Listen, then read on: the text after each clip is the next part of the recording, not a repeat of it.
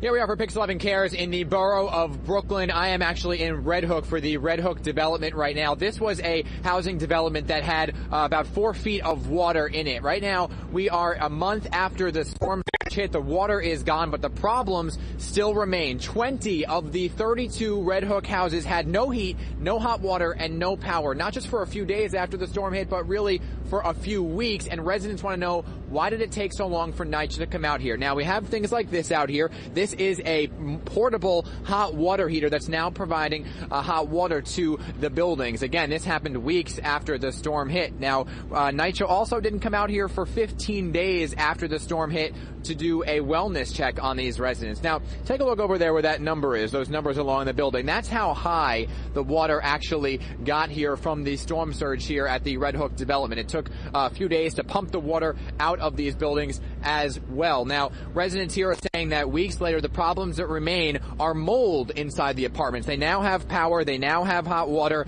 but the problem is mold, and they want air quality testing as well as a bunch of things that they're listing of demands for NYCHA. We have Tony Herbert here, who's a community activist. We have Desmond Hill here, who's a resident. We also have Leslie, who was here during the storm as well. Tony, problems with NYCHA right now? They've got to show this community a lot more respect. They've got to get in here and do what's necessary to get these folks back to living a normal life. I mean, it took weeks for them to actually come out here and show that they did care. Now these residents are fed up. They have a list of demands. They want rent credits. That's not coming until January. The commissioner says that's a gift. It's not a gift. It actually has to show some sense of respect to the community residents here and what have you. They're people too. I mean, come on, with the damages that were suffered here and now the fact that they're now living without heat and hot water in a lot of these buildings, believe it or not, and there are messages being posted up that there's no heat and hot water, somebody's got to get in here and do the job. I believe in this mayor, and I think that he could put foot on the necks of those individuals over at NYCHA and get the job done, and it has to be done now. You know, we're a month after the storm hit. Moving forward, what can NYCHA do to show these residents that they care? What can they do right now, a month after the storm? Let's get some heat and hot water down here. Let's step up this game. I mean, I know a lot of people espousing energies elsewhere, but this is important too. There are residents down here who never had anything, so show them the respect. And secondarily, let's pull back that rent for the second, that November and December date. Let's not have them pay that. Give them a credit, and let's not wait till January. Let's get it done now. And Desmond, we spoke to you earlier. We have these pictures actually of what's going on inside. You see the outside of the buildings, everything looks business as usual right now, but it's the inside of the inside of the apartments that are the problem. Yes, they're cold, they're damp, they're moist, and we need to get somebody in here to clean it up now, actually. And what's going on inside your apartments? On the 14th floor, you have a mold problem. Yes, the 14th floor, like I told you guys earlier, the walls are sweating because of the cold air that was inside. There was no heat. So then the mold just started appearing out of nowhere, and it's actually disgusting. And mold spreads quick, that we know that. So, air quality testing, mold abatement, water testing, that's needed now. All of the above. And residents like Leslie G., who's a stalwart down here and very known, he's been out here day one. So, we come down here and we're working with him and others to make sure that we get this thing done.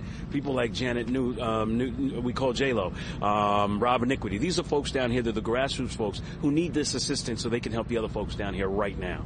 Now, we tried to get NYCHA to actually come down here today to speak to the residents, to speak to you guys, to get them out here and show their appearance. They denied the request to come down here, but they did meet with residents on Monday. They had a meeting. How did you hear that meeting went? I was at the meeting, actually, and I think that NYCHA has some very good managers. I think that the level above that has some issues, and they need to correct that. John Ria needs to go. That's just what this is. We need folks that really care about this community to make things happen, and we hope that can take place immediately. Okay, well, it was a positive thing that they did meet with the residents. It was a start. But, we need work to be done, and we need it done now. Right, and we wanted to actually have them down here to give their side of the story. They did give us a statement.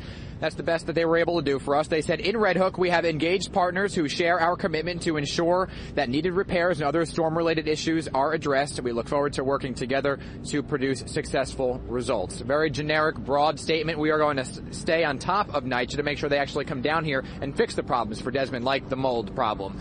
We'll stay on top of this one. We'll check back in with Tony and these residents here in the next hour. But for now, we are live in Red Hook, Brooklyn for Pix 11 Cares. Back to you, Craig and Tamsin. Incredible. There's so much to still be done. Dan, thank you.